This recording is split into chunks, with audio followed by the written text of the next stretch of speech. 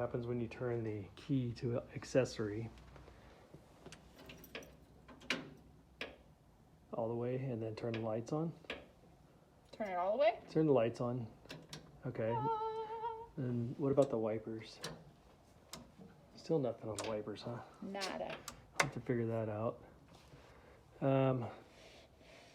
Yeah, crank it. Nothing. Good. Dang it. All right, turn it. Okay.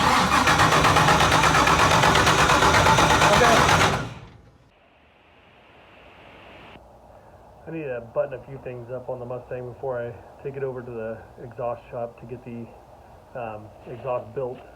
I need to put a trunk latch on there so that the trunk isn't rattling around when we tow it, and just so that I'm ready to drive it and everything, I'm gonna get some brake lights on there. I went ahead and went with these sequential LEDs. So I'm gonna see how these things work. I got these from Summit. They were actually the least expensive ones, so I don't know if they're gonna be good or not. We'll see. They got good ratings on Summit, so somebody honking their horn. So we'll see how that goes. There's the old tail light. I'm going to reuse this case. Eventually I'm going to kind of sand this down, paint it black, make it look nice. But right now I want to get it in there so that I can drive the car when we do have the motor running, because I want to be able to break it in. And I can't do that if I don't have tail lights and brake lights, because it's fairly dangerous. Okay, first thing I'm going to do is pull these, well, first thing I did is I pulled this weather seal out of there, and then now I'm just going to pull these 1, 2, 3, 4, 5, 6 screws out.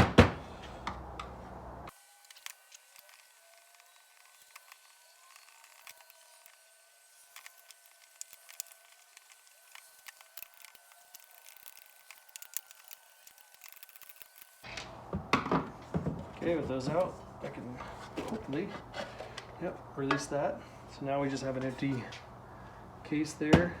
This does have a seal on the backside here. I'm gonna hold on to that for a minute because I don't know if that has one.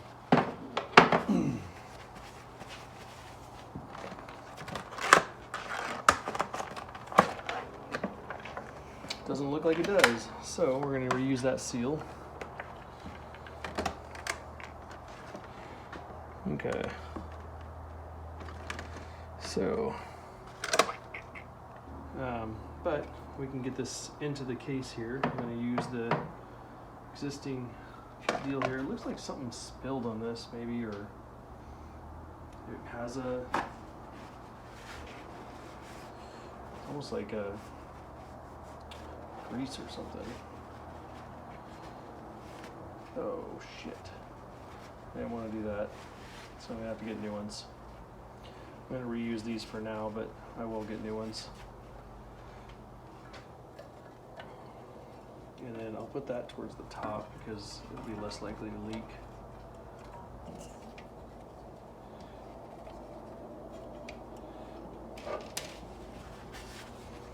Place this in there with the wires poking out.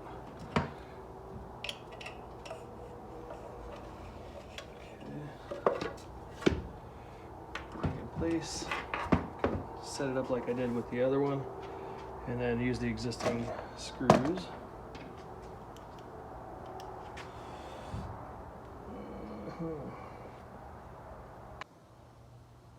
All right, the instructions on these are a little vague. It talks about the existing connectors plug into your tail lamp sockets. That's fine. I'll pull those off the, I have the old rear harness right here. So I'll pull those off and wire those in. It talks about the solid state circuit board that's on it. And it says requires the use of United Pacific LED turn signal flasher, item 90652. So basically you need to get a different flasher unit to hook that in. So, I was looking at these instructions down here, but if you look, it says this will disable the sequence. So I don't want that. This is like an all-in-one. It says optional all-at-once brake light. So I don't want that. I want it to be the sequential brake light. So that's why I'm going to go ahead and order that deal there. I already got it on order. Hopefully it'll be here in a couple days. So I'm going to hold off on putting these in, because the other thing that it doesn't talk about, this is a little selector that your LEDs are going to sequence either left, right, or not at all. And I'm not sure which selector goes where. And I guess I'll figure that out once I get the other unit, hopefully. So what I'm going to do in the meantime is get this trunk latch in. Bought a little trunk latch there. I had the key already, and all the stuff that came with that. I already had the stock deal here. I mentioned in some of my other videos that I've had parts that were in a trailer. The trailer got stolen, so that was in it, and so I lost that. I'm gonna go ahead and throw that on, see how it lines up with this. The other thing I got in here is my weather stripping, but I don't think I want to put that on yet, because you can see I had some peeling, unfortunately, with this bottom paint, inside paint. So I'm gonna hold off on putting that on, because that's gonna keep it from, well, take that back. It's gonna be on the outside, but I still need to sand the whole and paint the whole thing, but I'm not sure. I might leave it off just for now, because I'm not planning on taking it out in the weather. So you can see on this trunk latch, there's 3 bolt holes there. Those are all adjustable. You can see, so we can go up or down on this, and kind of the other cool thing, it'll let you crank it kind of side to side, because these are just not nearly perfectly lined up. I found out when I was putting the hood on. I didn't really record that because I was in a learning process. I'm still going to be in a learning process with this as well. So I'm going to give it a shot and see how it goes. All right, so I took this thing apart and I was going to throw this in, but a couple things stopped me. One is that you need this little LED flasher. It says on here, need this to run these guys. I still haven't looked at the instructions on that. I'll be doing that here in a minute. The other thing that stopped me from putting it in and just putting was this guy right here. So it's not labeled, doesn't tell me which way is going to make it sequentially go left or right, so I emailed the company, and in the middle is no sequential flashing. Down, I believe, is left, and up is right. I'm going to double check that, but that should be correct if I'm remembering correctly. So I'm going to go ahead and put this into there after I set the side, and then we'll look at the instructions for this. All right, got those in there, mounted them. Now I'm going to try and wire this up. I'm cutting these off the old harness. These are the sockets for the light bulbs, because that'll plug right into the LEDs. There's the old harness, so I'm just cutting those off. And then at the same time, I got the wife working. Just getting the seat rails on. So I wired up these sockets just by putting some butt connectors on there. And then this is going to be the ground on these guys. And then this is the ground harness that came with the painless wiring harness. So I'm going to run this in between there. This right here will connect to the ground bolt there, and then these actually slide on to that right there. Okay, so I was trying to figure out how to wire in that signal deal, and basically all it is just plugging it into where one of the existing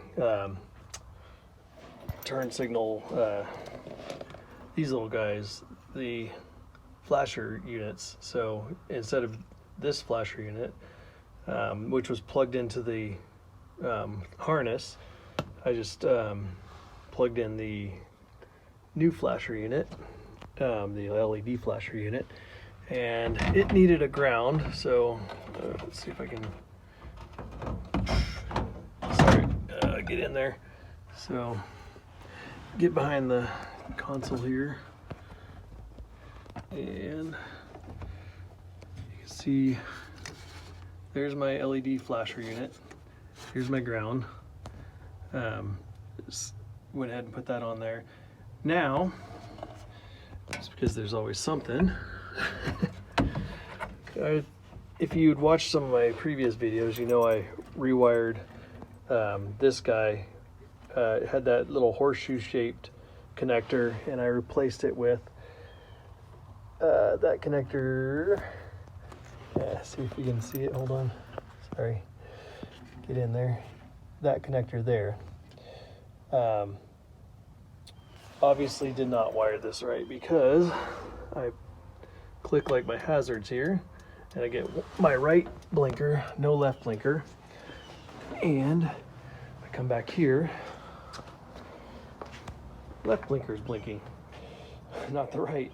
And the other thing, I'm gonna have to pull this out of there because she told me on the email that the sequential was the opposite direction of what it is, so I'm gonna have to get in there and flip that switch. All right, got some things corrected. You can see my flashers are going now, both sides, and I'll tell you what we did here in a second, but I want to show you this. See, now we're flashing on both sides, and they're going the right direction. The way I did that is I actually just shine my light into here, and if you look in there you can actually see that little switch, and I was able to stick a one of the electrical screwdrivers in there and just flip that switch, and I did that on both sides, so instead of having to pull those things completely out. The other thing, the reason I had issues in the first place was because I wired this up incorrectly. This is still, you know, how the best way to do this without getting the actual 68 connector is just getting one of these 10-pin connectors and wiring things in. But what I did is I flipped the second row on this side.